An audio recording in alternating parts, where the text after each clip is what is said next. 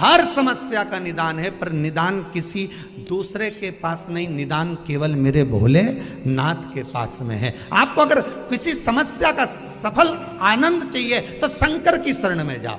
अरे भाई, शिव महापुराण की कथा तो यहां तक कहती है, यहां तक वर्णन कर रही है, जिस व्यक्ति की नौकरी नहीं लगती, सर्विस नहीं लगती, हर जगह पर अप्लाई कर रहा है, बार बार इंटरव्यू देने जा रहा है, लगातार उसको अगर सफलता प्राप्ति नहीं हो रही है तो धतूरा ढूंढो। धतूरा कहीं बाजार में नहीं मिलेगा, किसी वृक्ष से धतूरा तोड़ लिया, कुछ मत चढ़ा, तू शंकर जी के मंदिर में जाकर तेरा नाम और गोत्र बोल और शिव जी को धतूरा चढ़ाना चालू कर दे और बाबा से विनती कर, धतूरा चढ़ाना चालू कर।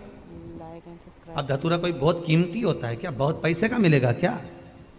कहीं पे भी मिल जाएगा। धतूरा तोड़ और चढ़ा शंकर जी को। रोज नियम बना ले कि एक धतूरा मैं शंकर जी को चढ़ाऊंगा, प्रतिदिन चढ़ाऊंगा, शिव जी से जाकर निवेदन करूंगा प्रतिदिन। शिव महापुराण में सुना है शंकर भगवान पर 108 कुछ भी शिव को चढ़ाना चाहिए श्रावण के महीने में। हमने पहले भी कहा था, पिछले लॉकडाउन की कथा निकालिए और सावन के महीने की कथा निकाल कर सुनना। उसमें कहा था आपके पास कुछ भी नहीं है तो 108 चावल के दाने चढ़ाइए, 108 मूंग के दाने चढ़ाइए, 108 आप चाहे तो सरसों के फूल चढ़ाइए, 108 चाहे तो सफेद पुष्प चढ़ाइए, 108 चाहे तो गुलाब की पत्तियां चढ़ाइए। पर सावन के महीने में एक नियम बनाना कि मैं 108 ये वस्तु शिव को समर्पित करती। उसका कारण क्या है? तो स्कंद पुराण में लिखा है शंकर भगवान को सावन के महीने में जब हम 108 कोई वस्तु समर्पित करते हैं तो शंकर उसको लाख और करोड़ों गुना कर कर हमको पूरे वर्ष में प्रदान कर देता है। इसलिए श्रावण महीने में 108 की महत्वता।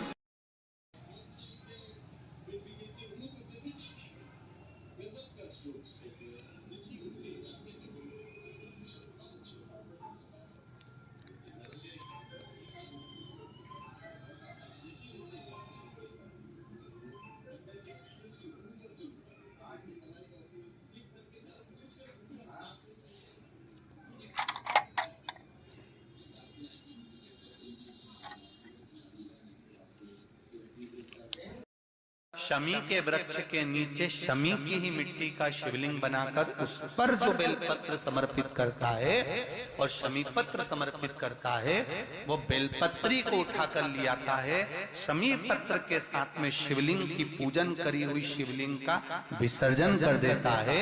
उसी दिन उस बेलपत्र को, लाए हुए बेलपत्र को जो शमी पेड़ के नीचे पूजन कर कर बनाया गया है, उस बेलपत्र को जो नशा करने वाला व्यक्ति होता है उसको 3 दिन तक लगातार पहली पत्ती बीच की, दूसरी पत्ती राइट की, तीसरी पत्ती लेफ्ट की, जो एक एक कर कर 3 दिन तक खिला देता है। 3 या 4 बार अगर प्रयोग कर लिया तो ये निश्चित है दूसरी बार वो नशे में धुत नहीं होगा। महाराज, शनिवार के दिन अगर शिव की आराधना करी जाए, शनिवार के दिन अगर शंकर को जल चढ़ाया जाए तो जिंदगी में व्यक्ति की कभी अकाल मृत्यु नहीं होती। महाराज, एकादशी के दिन जब आप जल शंकर को चढ़ाने तो रोज ही जाते हैं।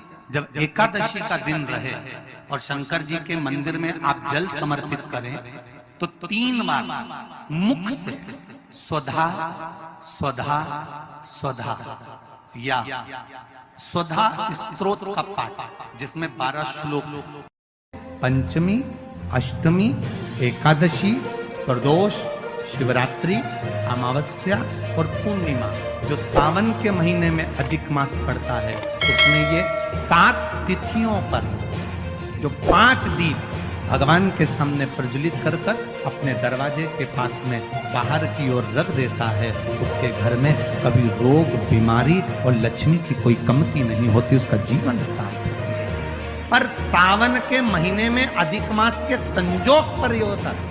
बाकी के समय पर अधिक मास कोई से भी अगर महीने में आ गया, आषाढ़ का आ गया या कोई महीने में कार्तिक का आ गया अधिक मास, या कोई अन्य महीने में आ गया, तो उसका प्रमाण नहीं है महाराज। सावन के महीने में अगर अधिक मास पड़ रहा है तो ये 5 तिथियां। अब कई लोग कहते हैं गुरुजी पंचमी हम 2 लें, 2 पंचमी आएगी, 2 एकादशी का वर्णन आ जावे, तो हम कौन सी? तो यहाँ एक भी अगर आप कर रहे हो 7 तिथियों में से एक भी अगर ये नहीं कर पाओ तो अगली। कभी भी शंकर के मंदिर में जाओ, शिव जी का पूजन कर कर जब वापिस आओ, तो शंकर भगवान के मंदिर में जो बाहर नंदी बैठता है, उसके कानों में ओम नमः शिवाय बोलकर अपने मन की कामना उसके कानों में बोलकर आप आ जाइए, आपकी कामना 3 महीने में पूरी हो जाती है। नंदी के ईश्वर भगवान का स्मरण करिए। अगर 7 बेलपत्र आप शंकर को समर्पित करते हो तो 1 बेलपत्र नंदी भगवान पर भी अवश्य समर्पित करो। नंदीश्वर भगवान शिव को समर्पण, 1 बेलपत्र नंदी के ईश्वर की ओर चढ़े। मैंने कहा था सारी समस्या का हल, पर सावन के महीने में जरा जम के बोलो, जरा 2 लोटा जल घर से निकलते समय 1 के ऊपर 1, और मंदिर में पहुंचने से पहले दोनों हाथों में जैसे लड्डू होता है ऐसा भरा हुआ जल का पात्र, हे बाबा तेरे ऊपर जब ये समर्पित हो, और 2 हाथों से हम आपको जल समर्पित कर रहे हैं, आप हजारों हाथों से हमारा भंडार भर देना। ऐसी कृपा आपकी बनी, ऐसी दया